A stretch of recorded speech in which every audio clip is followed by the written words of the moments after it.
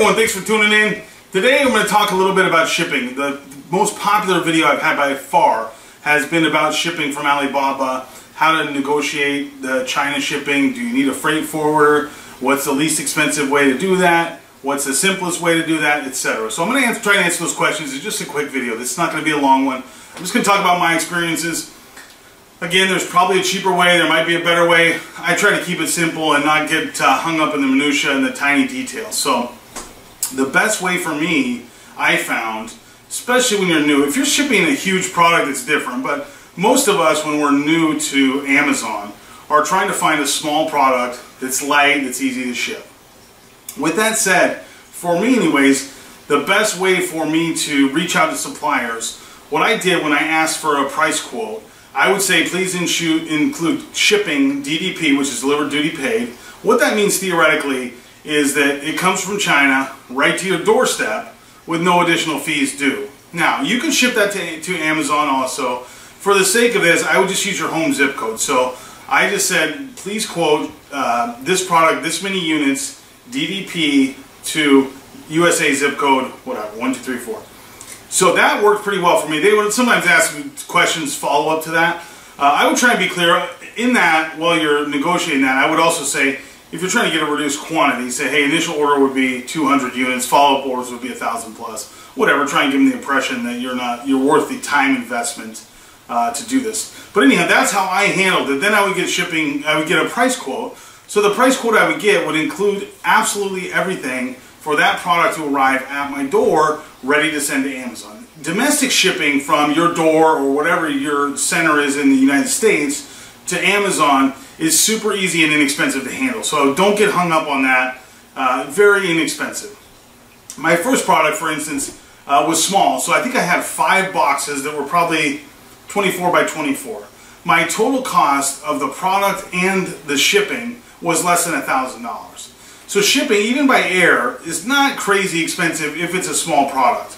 So again, I wouldn't get too hung up on that. Could I maybe have saved a few dollars? Yeah, maybe, but is it worth it? Probably not. Especially when you're new, taking the work out of it and making it as simple as possible to let you focus on the things you need to focus on is going to be super helpful. So that's how I handled it as far as my products. Most of my products, I still get that way. Frankly, just because it's easy. Now, could I go through a freight forwarder? Maybe I could save a couple dollars.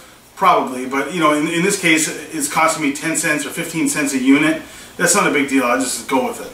If you start ordering, you know, tens of thousands of units, yeah, it's worth getting a freight forwarder, trying to figure out how you can do things cheaper, trying to figure out if you can get a container, whatever. But initially, I highly recommend just let them deal with it. All right, so that's shipping. That's how I've handled it. To give you a flavor, air shipping right now from China is $5 to $6 a kilogram, which is 2.2 pounds for us Americans. So it's not crazy expensive anyways, so you can figure out how much your product weighs. To give you a general idea of how much air shipping costs. Now, a caveat with that is if you have a product that is large but light, you're going to have a problem because they're going to charge you based on the cube as opposed to just the weight. So if you have a large bulky product, it's going to add some cost, so don't be surprised about that. You can also expect that your supplier is going to add some factor for them having to buy the shipping, package it, deal with all of that for you. They're going to add a little bit probably of a fee. So you're probably not going to get it for exact cost. But again, it keeps it simple. It makes it easy. If something's out of whack with the shipping, you can always back that out of it. But I would start with asking them to ship it. All right. As far as getting samples, because that's another question I'm getting a lot.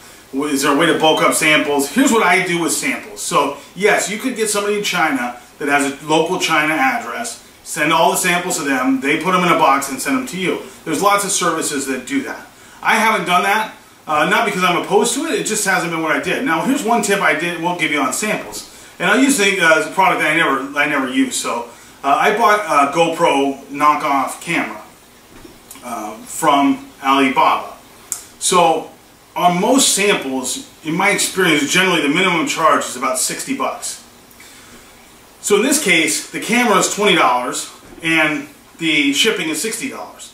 So what I did is I said, hey, how many can I ship for that? I want to test market them. And so I ended up ordering 12. So now I brought my cost down. Instead of one camera costing me $80, it cost me $300 for 12. So it brought my cost way down to like $25 a unit or somewhere in that neighborhood. So I turned around and sold those on eBay just because I could blow them out, and I made 100% markup on them. So that was good. So that's a tip too. If you're ordering samples, don't be afraid to order more than one. And if they have other products, I ask them that too. Like, hey, do you have any other products? Because if they're in your niche, if you're in the camera niche and they sell those cameras, the likelihood is they sell something else. So if you're going to pay 60 bucks for a sample box anyways, you might as well fill the box. So that's another tip as far as samples go. My third and final tip for samples, ask them if they have anybody selling their product on Amazon, because a lot of the suppliers will tell you who sells their product if you're going to order it. So the way I handle that, again, is just to say, is anybody selling your product on Amazon? Because I'll just order it from there. I get it primed, have it in 2 days, I can check out the quality. I don't know if that's totally ethical on their part to tell you that, but most of them will. So there you go. There's a little bit more about shipping. If you have any specific questions, put them down below. If you have any topics you want to see us talk about, put them down below. I got a lot of exciting stuff coming up. Thanks for watching. Be sure to like and subscribe. We'll see you next time.